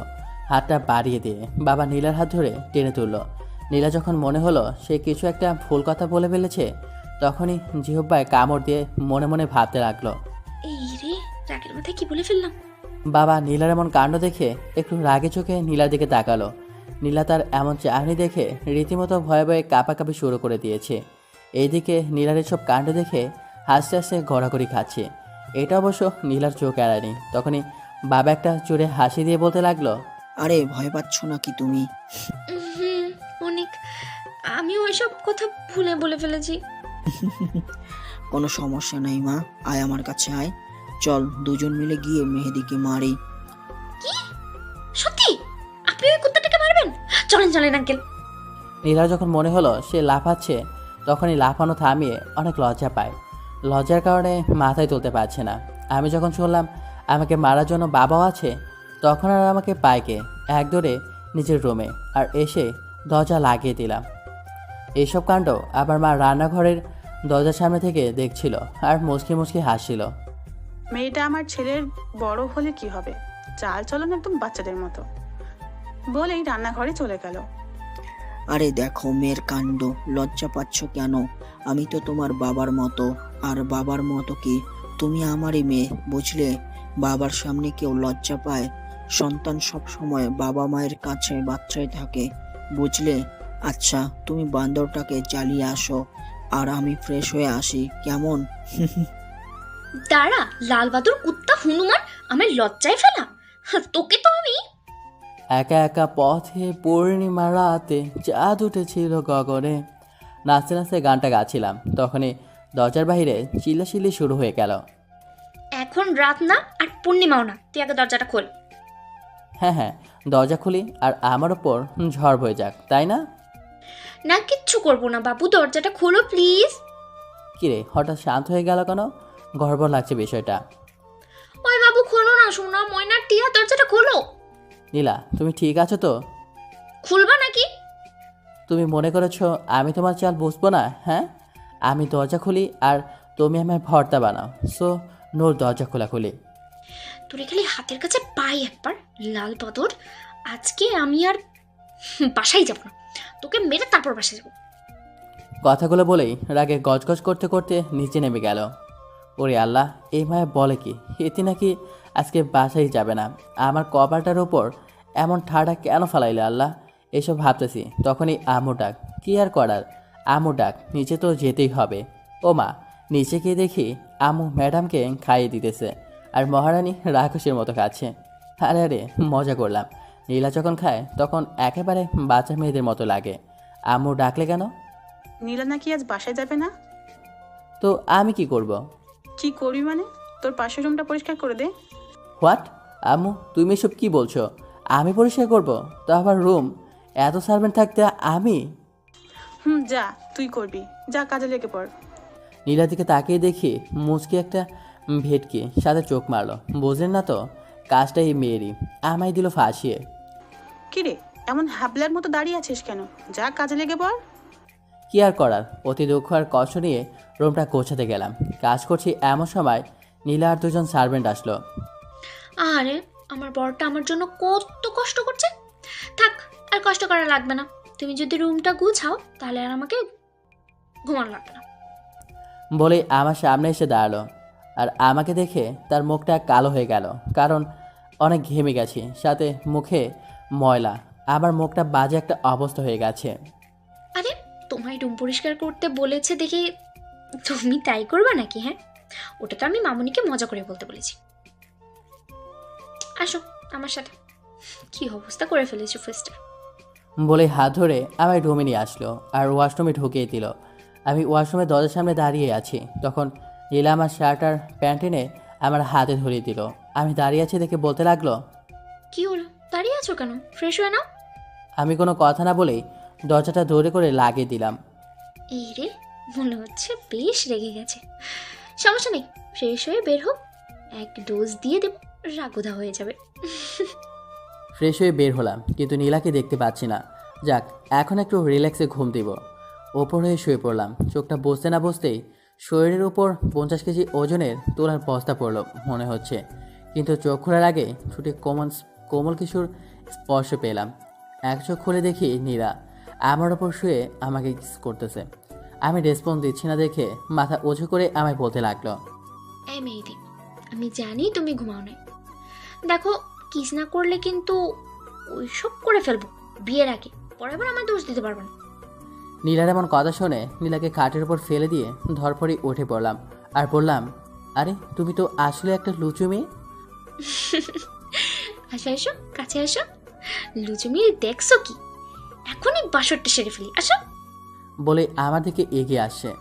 এই তুমি ওখানে থাকো আর এগোবে না, বলেই দিলাম এক দৌড়। নীলা তো হাসতে হাসতে বেডে কড়াকড়ি খাচ্ছে। নীলার জন্য যেই রুমটা ঠিক করা হয়েছে, আমি এসে দরজা লাগিয়ে দিয়ে শুয়ে পড়লাম। কিছু সময় পর দরজায় ঠক ঠক আওয়াজ হতে লাগলো। কি রে মেহেদি বাবাই, তুই এই রুমে কেন শুয়েছিস? আম্মু, তোমার বৌমাকে জিজ্ঞেস করো। দরকার নেই জিজ্ঞেস করার বাবাই, তুই তোর রুমে গিয়ে ঘুমিয়ে পড়। বের হ তাড়াতাড়ি, নীলা ঘুমাবে। আর আম্মু, তোমরা মামায় মিলে কি আমার শাস্তি দিবা নাকি? বলেই দরজা খুলে দেখি মায়ের পাশে নীলা দাঁড়িয়ে আঙ্গুলে কামড় দিয়ে মিটমিট করে হাসে। যা বাবা, এরকম হাসি দেখে তো ফিদা হয়ে গেলাম। আমি নীলাকে দেখে বাস থুক্কো ক্রাশ খেয়েছি। তা বসতে না দিয়ে রাগে চোখে তাকিয়ে আমার রুমে চলে আসলাম। রুমে এসে রিল্যাক্সে গায়ে লিয়ে দিলাম বেডে, সাথে সাথে ঘুমিয়ে গেলাম। রাত প্রায় 3টার দিকে মানে 1 নাম্বার পেয়ে ঘুমটা ভেঙে যায়।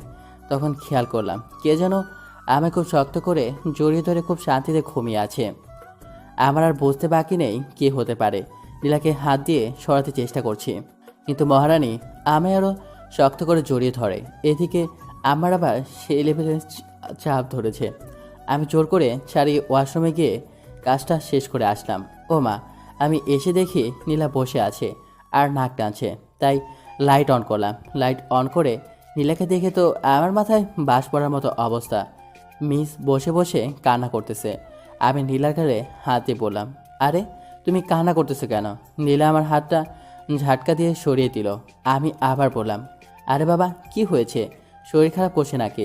কান্না করছো কেন বলো আমায়। তখনই নীলা আমায় কিছু না বলেই হাতটা ছাড়িয়ে নিয়ে চলে গেল।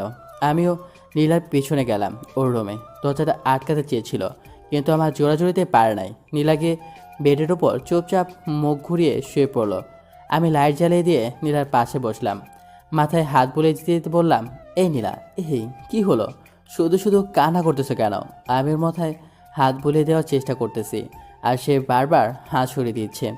বেশি কিছু না ভেবে নীলার পাশে শুয়ে শক্ত করে জড়িয়ে ধরলাম আর বললাম, এই সিনিয়র বউ, তুমি আমার উপর রাগ করেছো নাকি? আচ্ছা বাবা, সরি, প্লিজ কথা বলো। আরে বাবা, সরি বললাম তো। আচ্ছা, তুমি যা শাস্তি দিবা দাও, আমি মাথা পেতে নিব। কথা দাও, আমি আমি যা যা শাস্তি দেব তুমি তাই মাথা পেতে দিবা। আমি কিছু না ভেবেই কথা দিয়ে দিলাম। আচ্ছা, কথা দিলাম, তুমি যা শাস্তি দিবা আমি তা মাথা পেতে নিব। সত্যি তো? প্রমিস করো। সত্যি, প্রমিস। তাহলে 1 সপ্তাহের ভিতর আমাকে বিয়ে করবা। আরে তুমি এসব কি বলো? আমার বিয়ের বয়স হয়েছে নাকি? তাই প্রমিস করেছো। আর কি বললা? হ্যাঁ, তোমার বিয়ের বয়স হয় নাই? আজ আমায় বিয়ে করলে কালকে আমার মেয়ের বাবা হবা, আর উনি বলছে কি না তার নাকি বিয়ের বয়সই হয় না। আচ্ছা বুঝলাম আমার বিয়ের বয়স হয়েছে, কিন্তু এত তাড়াতাড়ি কেন? আমি চাই এই বুকটা, তোমার এই বুকে আমি আমার সুখ শান্তি ভালোবাসা খুঁজে পেয়েছি আজ রাতে। আর তুমি তখন আমায় জোর করে ছাড়িয়ে উঠে গেলে কেন? জানো আমি কত কষ্ট পেয়েছি তখন? ও আচ্ছা, এই ব্যাপার। তুমি এই জন্য কান্না করছিলে? আরে পাগলি, আমার ইয়েই পেয়েছিল, তাই তোমায় জোর করে। এই ইয়ে মানটা আবার কি? হ্যাঁ, ইয়ে মানে হচ্ছে ইয়ে। কি? তুমি বুঝিয়ে বলবা নাকি? হ্যাঁ, আরে কিভাবে যে বোঝাই তোমায়, ইয়ে মানে হচ্ছে আমার 1 নাম্বার ধরেছিল। আবার 1 নাম্বার ধরেছিল মানে কি? কানে কানে বলি কেমন? বলো। ওই মেয়েরা আপনারা বুঝে নেন, আমি নীলাকে বলে দিয়েছি নীলার কানে কানে। যা ফাজিল বলা। হুম। তুমি কিন্তু আমায় কথা দিয়েছো বিয়ে করবা আর 1 সপ্তাহের ভিতরে। কি বলো? আমি পড়ালেখা শেষ করি আর তুমিও। আমি এত কিছু জানি না, তুমি প্রমিস করেছো, ব্যাস। আমায় বিয়ে করবা মানে বিয়ে করবা, নাহলে এখন যা করবো না কালকে বিয়ে করতে বাধ্য। কি করবা যে বিয়ে করতে বাধ্য হব? এখনই একটা চিল্লানি দেবো, ব্যাস খেল খতম। মামুনি আর বাবা আসবে, আমাদের এক রুমে দেখবে। বুঝতে পারছি তো পরে কি হবে? কি হবে পরে? কি আর হবে, সকালেই কাজে ডেকে বিয়ে পড়িয়ে দেবে। কি মিস্টার দেব চিল্লানি? তুমি তো একটা কি? আমি কি? হ্যাঁ, তুমি একটা মাফিয়া, বুঝলা? এটা তো আমার রক্তেই মিশে আছে। যাই হোক, বিয়ে করছো কেন বলো? আচ্ছা দেখা যাক, সকাল তো হোক, সবাইকে জানাতে হবে তো মহারানী। আর এই কাজটা সম্পূর্ণ তোমার ওপর, তুমি সবাইকে বলবে, কেমন? আমার অনেক ঘুম পাচ্ছে পাগলি। এটা বলেই নীলাকে কিছু না বলতে দিয়ে ঘুমের রাজ্যে পাড়ি জমালাম। আরে এই মেয়েদি, ঘুমিয়ে পড়লে নাকি? এত তাড়াতাড়ি কেউ ঘুমাতে পারে নাকি? আজব তো। বলেই কপালে ছোট্ট একটা ভালোবাসার পরশেকে দিয়ে শক্ত করে জড়িয়ে ধরে। নীলাও ঘুমিয়ে পড়ল। নীলা খুব সকালে ঘুম ভেঙে যায় আর সে নিজেকে আমার বুকে আবিষ্কার করে। যেটা ঘুমালে কত কিউট লাগে। বলেই আমার গালে একটা কিস করে বসলো। আরে সকাল সকাল এই মেয়েটা স্বপ্নে আদর করতে আসে, কিছুই বুঝি না। মেয়েটা পোড়ায় একটা পাগলি, ঘুমের মধ্যেও আদর করতে চলে আসে। ঘুমের ঘরে আমার এমন আজিব মার্কা কথা শুনে ভ্যাবাচাকে খেয়ে গেল নীলা। পরক্ষণেই হাসি পেল আর বলতে লাগলো, এই বোকা ওঠো, আমি সত্যি সত্যি আদর করতেছি। নীলার এমন কথায় আমি ধরফরিয়ে উঠে বসলাম আর নিজেকে দেখতে লাগলাম আর নীলাকেও দেখতে লাগলাম। আমি ভুলে গিয়েছিলাম যে রাতে আমি নীলার সাথে ঘুমিয়েছিলাম আর সকাল সকাল নীলার ভালোবাসাটাকে স্বপ্ন মনে করে ঘুমের করে বলে ফেলেছি। এসব মনে পড়তেই বেশ লজ্জা পেয়ে গেলাম। আইসি লজ্জা পাইতেছে। এখন যাও নিজের রুমে গিয়ে সরে পড়ো, নাহলে আজকেই বিয়েটা হয়ে যাবে।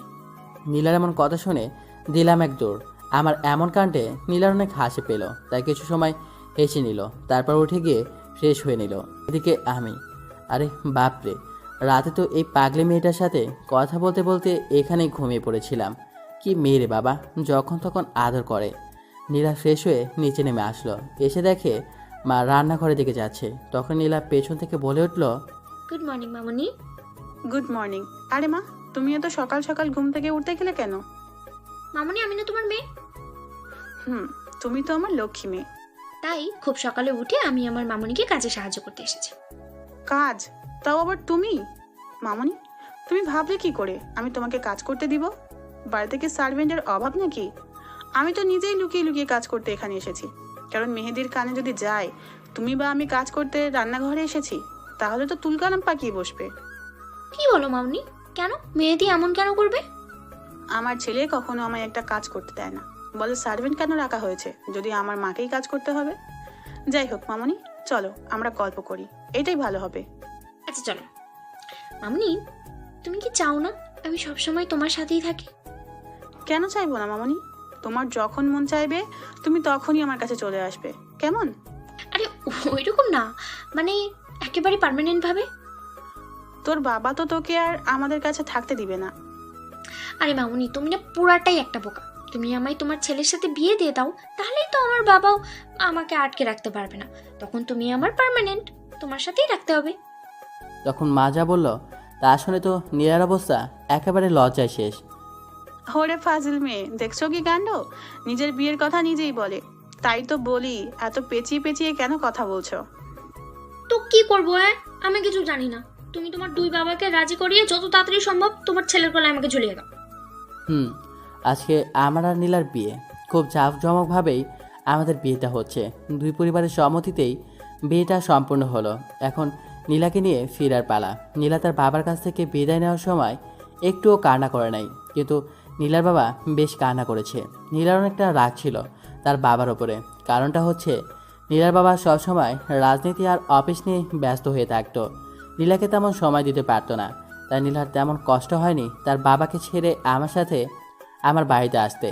বরং নীলারও অনেক বেশি ভালোই লাগছিল যে সে তার প্রিয় মানুষটাকে পেয়েছে, সাথে মা বাবা, আরও একটা পরিবার যেখানে থাকবে না কোনো একাকিত্ব, পাবে শুধুই ভালোবাসা, পাবে মা বাবার আদর। এটা ভাবতেই নীলার যেন আনন্দের শেষ হচ্ছে না। যাই হোক, নীলা এখন ছাদে বসে বসে আড্ডা দিচ্ছে সাব্বির সহ আরও কয়েকজন বন্ধুকে নিয়ে। আড্ডা দিতে দিতে কখন যে ঘড়ি কাটাটা 12টা পৌঁছেছে সেটা আমার খেয়ালই ছিল না। হঠাৎ করে আমি বাদে বাকি সবার উপর ঝড় বইতে লাগলো। বুঝলেন না তো? দাঁড়ান বুঝেই বলি।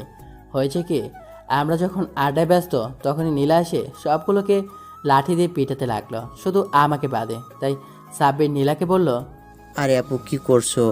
এভাবে মারছো কেন? হ্যাঁ এই পাথর ছেলে, আপু কি ভাবি বলবি বুঝলি? আর বললি মারছি কেন? মারবো না তো কি করব? আমার বরটাকে আটকে রেখেছিস কেন? আরে আপু, তুক্কু তুক্কু ভাবি, মেহেদি তো যেতে চাচ্ছে না, আর তুমি আমাদেরকে মারলা ওকে মারা বাদ দিয়ে। আরে তোরাই তো আমাকে যেতে দিচ্ছিস না, আর এখন আমাকে ফাঁসিয়ে দিচ্ছিস। হয়েছে হয়েছে, আমি জানি, সব জানি। তাই আমার পিচ্চি বরটাকে না মেরে এই বাদরগুলারে মারছি। হ্যাঁ দেখো দেখো নিজের স্বামীর উপর কি দরদ। এই, আমার স্বামীর উপরে দৌড় দেখাবো না তো কার উপরে দেখাবো? তোর সবগুলো এক্ষুনি ছাদ থেকে নেমে বলছি না। নীলার ধমকানিতে সবগুলা হা হয়ে গেছে। তখনই নীলা গিয়ে ছাদের দরজাটা লাগিয়ে দিয়ে এসে আমার কলারটা চেপে ধরে বলতে লাগলো, হারামি লাল কুত্তা, তুই আমাকে বাসর ঘরে রেখে এসে এখানে ওই বাদরগুলোর সাথে আড্ডা দিচ্ছিস? সরি বাবা, আমি তো যেতেই চাচ্ছিলাম, ওরাই তো। হয়েছে হয়েছে, আর সাধু সাজা লাগবে না, চলো দোলনায় বসি। নীলা দোলনায় বসে আমার কাঁধে মাথা রেখে বলতে লাগলো, এই পিচ্ছি, জানো আমি এই রাতটা নিয়ে কত স্বপ্ন দেখেছিলাম। অবশেষে আমার স্বপ্নটা তুমি পূরণ করে দিলে। আমার আর এই জীবনে কিচ্ছু চাই না, শুধু তোমার বুকের মধ্যেখানে একটু জায়গা দিও। আর প্লিজ তুমি কখনো আমাকে ছেড়ে চলে যেও না। তুমি হিনা, আমি একা। তোমাকে ছাড়া যে নীলা শূন্য, আমি বাঁচবো না তোমাকে ছাড়া। আমি নীলাকে শক্ত করে আমার বাবার সাথে মিশিয়ে নিলাম। আরে পাগলি, তোমাকে ছাড়া আমি কোথাও যাব না, এ আমি কথা দিলাম। শুধু তুমি আমায় তোমার ভালোবাসার চাদরে মরিয়ে রেখো। দিদি, আমার একটা ইচ্ছে আছে, তুমি আমার ইচ্ছেটা পূরণ করবে না? কেন করবো না? তুমি শুধু বলেই দেখো, তোমার কোনো ইচ্ছাই আমি অপূর্ণ রাখবো না। শুধু একবার বলো। এই ইচ্ছেটা বললে পূরণ হবে না, কাজ করে পূরণ করতে হবে। নীলা কথাটা বলে লজ্জা পেয়ে আমার বুকে মুখ লুকালো। আরে কি এমন ইচ্ছা যে কাজ করে পূরণ করতে হবে? আরে তুমি এত লজ্জা পাচ্ছ কেন? হ্যাঁ দেখো, সিনের উপরটা লজ্জা একেবারে লাল হয়ে গেছে। পোকা ছেলে, তুমি কিছুই বোঝো না নাকি? আমার একটা ঠিক তোমার মতোই আরেকটা মেহেদি চাই, যে কিনা তার ছোট ছোট হাত দিয়ে আমায় আর তোমার সাথে খেলা করবে, পুরো বাড়িটা মাতিয়ে রাখবে। তাই তো বললাম, বলে কই এই ইচ্ছেটা পূরণ হবে না। এবার নীলা এই কথাটা বলে তো লজ্জায় আমার বুকের সাথে মিশে যাবে অবস্থা। বুঝতে পারলাম, তাহলে তো অনেক কষ্ট করতে হবে, তাই না?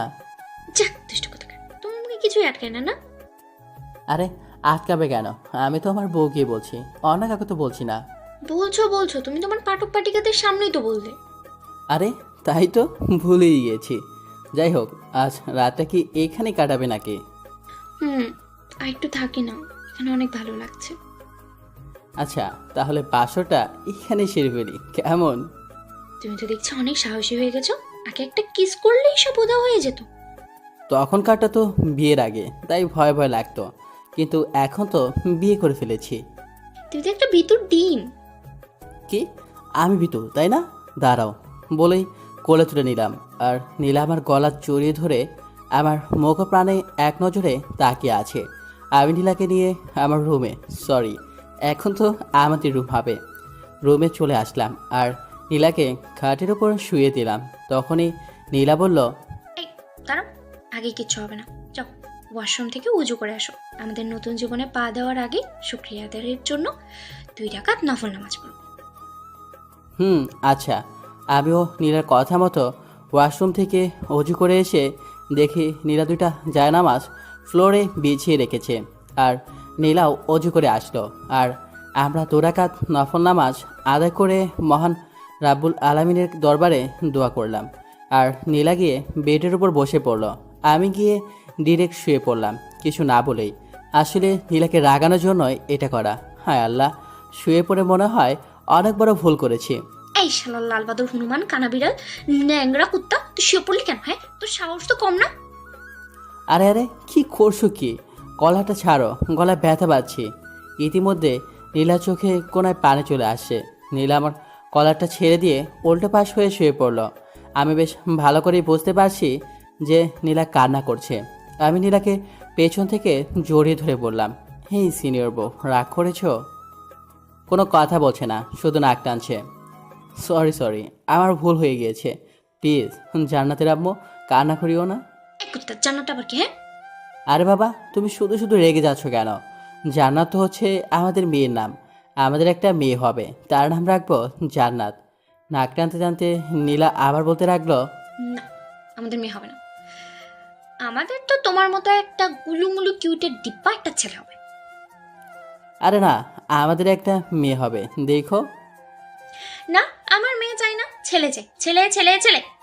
আচ্ছা বাবা, সেটা তো আরও অনেক দেরি আছে, তাই না? তাদেরকে আনার জন্য তো একটা মিশনে নামতে হবে, আর মিশনটা কমপ্লিট করতে অনেক কষ্ট করতে হবে, তাই না? হুম।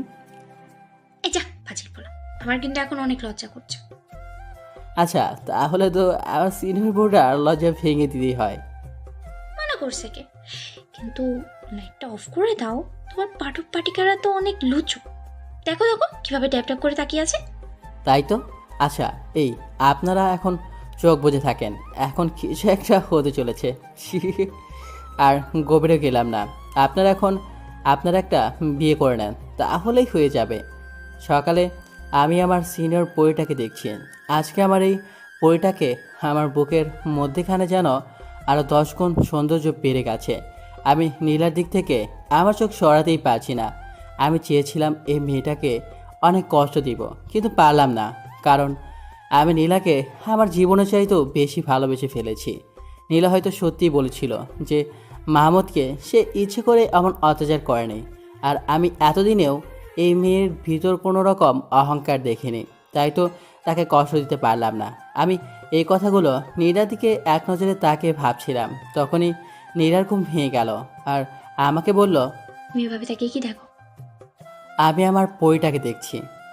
থাক, আর দেখা লাগবে না, উঠো এবার। উফ, উঠবো না, তোমাকে এইভাবে জড়িয়ে ধরে থাকবো আর একটু রোম্যান্স করব। সারা রাত ঘুমাতে দাওনি কিন্তু। এখন কোনো রোম্যান্স হবে না, এত দেরি পর্যন্ত ঘুমালে সবাই কি ভাববে? ইতিমধ্যে আমি নীলার ঘাড়ে আবার মুখ ডুবিয়ে দিয়েছি আর নীলা আমার স্পর্শে কেঁপে কেঁপে উঠছে। এই মেয়েদের ছাড়ো না, এখন আর দুষ্টুমি করা চলবে না। আমি আমার বউয়ের সাথে দুষ্টুমি করব, তাতে তোমার কি? হ্যাঁ? নীলাকে কথা বলতে না দিয়েই 4 ঠোঁট এক করে দিলাম। প্রথমে সারানোর চেষ্টা করছিল ঠিকই, কিন্তু আমার সাথে না পেরে নীলাও রেসপন্স দিতে লাগলো। পরে আর কি, হারিয়ে গেলাম ভালোবাসার এক মহাসমুদ্রে। নীলার আমার জীবন সুখের মধ্যে কাটছিল। নীলাও কলেজে যেত, আমিও কলেজে যেতাম, আর টুকটাক বাবার অফিসে দেখাশোনা করতাম। কিন্তু আমার মনের মাঝে একটা কথা বারবারই নাড়াচাড়া করতো, সেটা হলো মাঝে মধ্যেই নীলা আমাকে মাহমুদ বলে ডাকে। বিয়ের আগে থেকেই সাব্বিরও আমাকে মাহমুদ বলে ডাকতো। কেন এই নামে তারা আমাকে ডাকে তা জানতে আমার মনটা ব্যাকুল হয়ে পড়েছে। তাই একদিন রাতে নীলাকে জড়িয়ে ধরে বললাম, নীলা, তোমাকে একটা কথা বলি, কেমন? তুমি আমার কথার উত্তরটা ঠিকঠাক দিবে, প্রমিস করো। আরে বাবা, কি বলতে হবে তাই বলো। আমি কি কখনো তোমার কাছে থেকে কিছু লুকিয়েছি বলো? কিছু লোকাও নাই, কিন্তু আজকে লোকাতে পারো, তাই বলছি যা বলবো তার সঠিক উত্তর দিতে হবে, প্রমিস করো। আচ্ছা শোনা, বলো কি উত্তর তোমার চাই, আমি সব বলবো, প্রমিস। আচ্ছা, আমার কি আগে কোনো নাম আছে, বা আমার কি অন্য কোনো পরিচয় আছে? তুমি এটা কি বলছো আবল তাবল? চলো আমার গল্প করি, সেটাই ভালো হবে। ওহ নীলা, আমার কথাটা এড়িয়ে যাচ্ছ কেন? আমার তো নিজেকেই সন্দেহ হচ্ছে যে আমি কে, কারণ আমার সব কিছু মনে নেই। মাত্র এখন থেকে 2 বছরে কিছু কথা মনে আছে। আমার মনে হয় আমারও একটা পরিচয় আছে, তাই বলছি প্লিজ কথা না ঘুরিয়ে সত্যি বলো, আমি কে, কি আমার পরিচয়? তুমি কিন্তু আমায় কথা দিয়েছো যে আমি যা জানতে চাইবো তা তুমি আমাকে সব বলবে। আমার এরকম কথা শুনে নীলা বাধ্য হয়ে সব বলতে লাগলো। আমি নীলা সব কথা শুনে নীলাকে বললাম, ছি নীলা, তুমি এতটা নীচ। আচ্ছা, আমি তোমার জীবন থেকে সরে যাব খুব তাড়াতাড়ি, তুমি চিন্তা করিও না। মেহেদি, তুমি আমাকে ভুল বুঝতেছো, আমি সত্যি। আমি আর নীলাকে কিছু বলতে না দিয়ে অন্য রুমে গিয়ে শুয়ে পড়লাম। নীলা দরজার সামনে এসে অনেকক্ষণ যাবৎ ডাকাডাকি করতে করতে কান্না করে দিল। আমি তারপরেও দরজা না খুলে ঘুমিয়ে পড়লাম। সকালে দরজা খুলে দেখি নীলা দরজার সামনেই ঘুমিয়ে আছে। আমি নীলাকে কোলে তুলে বেডে শুয়ে দিয়ে ফ্রেশ হয়ে কারোর সাথে কোনো কথা না বলে অফিসে চলে আসলাম। অফিসে কাজ শেষ করে রাতে বাড়ি পেয়েছি। রাস্তাটা বেশ ফাঁকা, কিন্তু হঠাৎ করেই একটা ট্রাক এসে আমার গাড়ির সাথে অনেক জোরে ধাক্কা দিল। হসপিটালে বেডে শুয়ে রাখা হয়েছে একটা নিথর দেহ। দেহটা আর কারো না, এই মৃতদেহের মানুষটা হচ্ছে মাহমুদ ওরফে মেহেদি। মেহেদির পরিবারের সবাই এখানে, হসপিটালের সাথে নীলাও আছে। লাশের পাশে দাঁড়িয়ে দাঁড়িয়ে কান্না করছেন মিস্টার আলমগীর, মানে মেহেদির বাবা। আপন ছেলে না, কিন্তু মেহেদিকে তিনি তার নিজের জীবনের চেয়েও ভালোবাসতেন। আর শাহানা বেগম মানে মেহেদির মা, সে তো এখন বেশ অবস্থায় আছেন। ছেলের মৃত্যুর কথা শুনে সাথে সাথেই হার্ট অ্যাটাক করে ফেলে। এই নীলার এখন করুণ অবস্থা। সে চুপচাপ মাহমুদের পাশে দাঁড়িয়েছিল। সহ্য করতে না পেরে মাহমুদকে জড়িয়ে ধরে কান্নায় ভেঙে পড়েছে আর বলছে, এই মাহমুদ, কথা বলো প্লিজ। তুমি তুমি আমার সাথে মজা করছো তাই না? দেখো মাহমুদ, আমি সত্যি বলছি, কলেজে তোমার সাথে রুট ব্যবহার করেছি যখন, তখন আমি নিজের মধ্যেই ছিলাম না। আমার না তখন শুধুই রাগ হতো তোমাকে দেখলে, কিন্তু কখন যে তুমি ভালোবেসে ফেলেছিলাম আমি নিজেই জানতাম না। তাই তো তুমি যখন 6 মাস কলেজে আসোনি, তখন মনে হতো আমি মরেই যাব। জানো মাহমুদ, 6 মাস পর তোমাকে আবার যখন কলেজে দেখেছি, তখন আমার চেয়ে আর বেশি কেউ খুশি হয়নি। জানো মাহমুদ, আমি তোমার সন্তানের মা হতে চলেছি। কালকে যখন অতীতের কথাগুলো তোমায় বললাম, তখনই বলতে চেয়েছিলাম, আমি জানতাম তুমি আমাদের বাচ্চার কথা শুনলে আমার উপর আর রাগ করে থাকতে পারবে না, কিন্তু তুমি আমাকে বলার সুযোগটাই দিলে না। বেঈমানের মতো আমাকে একা করে চলে গেলে। মাহমুদ, তুমি এখন মজা বাদ দিয়ে প্লিজ ওঠো। তুমি না আমার সাথে ঝগড়া করতে যে আমাদের মেয়ে হবে।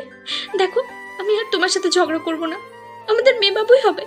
যাও, তুমি জিতে গেছো, আমি তোমাকে জিতিয়ে দিয়েছি। সব সময় তো আমাকেই জিতিয়ে দিতে, এবার তোমাকে জিতিয়ে দিলাম। তারপরেও তুমি ওঠো প্লিজ, আর ঘুমিয়ে থেকো না। ওঠো, এই ওঠো না। কিন্তু নীলাকে মাহমুদ ভুল প্রমাণিত করে দিয়ে চলে গেল না ফেরা দেশে। তাই বলে কি, প্রিয়, তোমাকে যে ভালোবাসে তাকে কখনো অবহেলা করো না। হয়তো তোমার অবহেলাটা সে সহ্য করতে না পেরে চলে যেতে পারে না ফেরার দেশে।